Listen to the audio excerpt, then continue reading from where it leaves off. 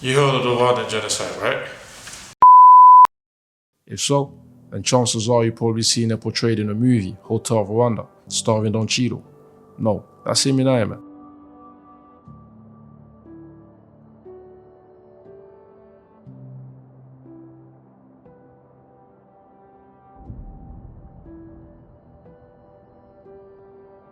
Or maybe in school, or in passing on TV or something like that. The Rwandan Genocide was one of the most brutal and horrific genocides in modern history. It took place between April to July 1994, during which around 750,000 to 1 million people were brutally murdered. That's what this video is about. But we can't talk about the Rwandan Genocide without going into the ethnic makeup of the country and its past as a Belgian and German colony. Yes, German. You see, during what is known as the Berlin Conference of 1884 to 85, European countries discussed, broke bread, and cut the African continent into slices like it was just another piece of cake. You've heard of the term scramble for Africa, right? Well, that was it. The Europeans sat together and split Africa. How else do you think you speak English? Or French? Or Portuguese for that matter? France took what is now known as the Francophone countries, England the Anglophone countries, Portugal, Spain, and Belgium claimed the nations, and Germany also played a part. History remains silent on that for reasons we will highlight in a moment. Contrary to popular belief, Germany, in the late 1800s, had its hand on a lot of pies around the world. From protectorates in China to Papua New Guinea, Germany was on a mission. But we're going to focus on Africa for now. During the scramble for Africa, Germany secured stakes and ownership in what are now known as Cameroon, Malawi, Togo, Tanzania, Burundi, and its closest neighbor, Rwanda.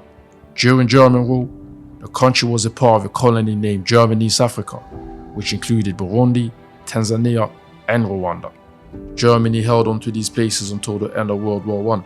You see, Germany took a big L during World War I, and as always, whoever loses the war concedes territory. International geopolitics is just like the streets. The weak don't get to eat, so Britain, France, Belgium, and Portugal collected Germany's colonies. Cut a long story short, Belgium inherited Rwanda. The thing about oppressors is that they don't have time to control everything, and in order to run things effectively, they need someone on the inside.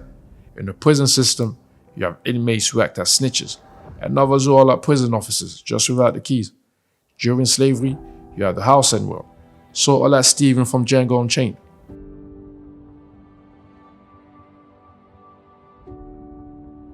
And it was no different in the kingdoms that were colonized. In a kingdom that was diverse with 3 different ethnic groups who relatively lived peacefully with each other for centuries and possibly thousands of years, the Belgians needed to find a group of people who they felt could act as the house and world, or the ruling class. The choice was between the Hutus, who represented 85% of the people, the Tutsis, who represented 14% of the population, and the Twa, 1%. The Belgians decided to use eugenics as a tool to select their ruling class.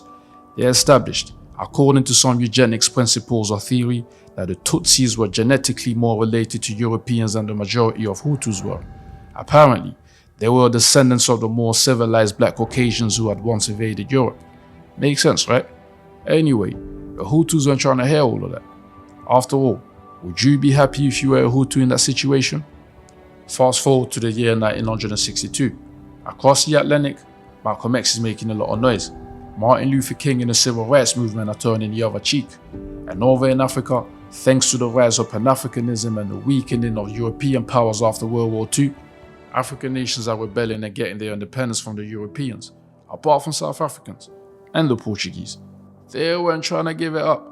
Meanwhile, in Rwanda, the Hutus are fuming, not only against the Belgians who were the masters, no, they were angry at the Tutsis who were meant to be their brothers and sisters but instead oppressed them. 3 years prior, after racial violence between the Tutsi ruling class and the Hutus, a revolution took place which eventually made Rwanda a republic instead of a monarchy. The Tutsi rulers fled and the Hutus were back in full effect by 1962 once the country won its independence. The revolution caused the persecution of many Tutsis, of which at least 100,000 fled to neighboring countries where they lived as refugees. Amongst them was this guy, Paul Kagame, the future president of Rwanda. Between 1959 and 1990, many Rwandan Tutsi refugees, including Paul Kagame and Fred Rugema, who would go on to create the group RPF, didn't forget how they were treated by the Hutus, and they dreamed about the get back.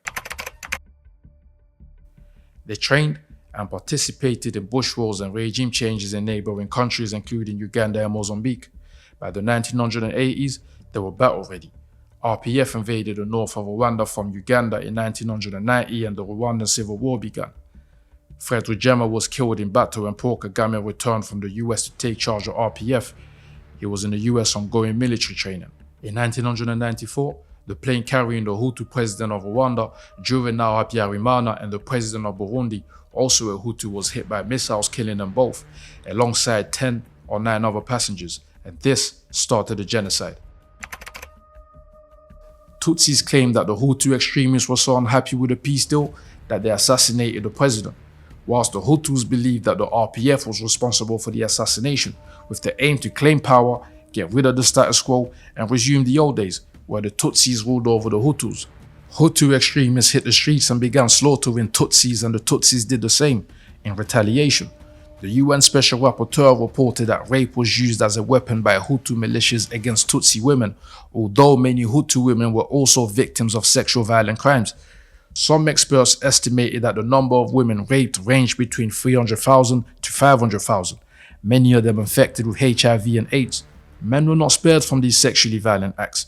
Public mutilation of genitals was among the many reports of sexual crimes which took place during the genocide. Roadblocks were set up to identify the Tutsis. Weapons such as machetes and firearms were widely used to kill Tutsis. The international community did not intervene until it was too late. In a power vacuum, the RPF behaved not only as the Tutsi savior, but also as the party willing to bring peace and unity to the country.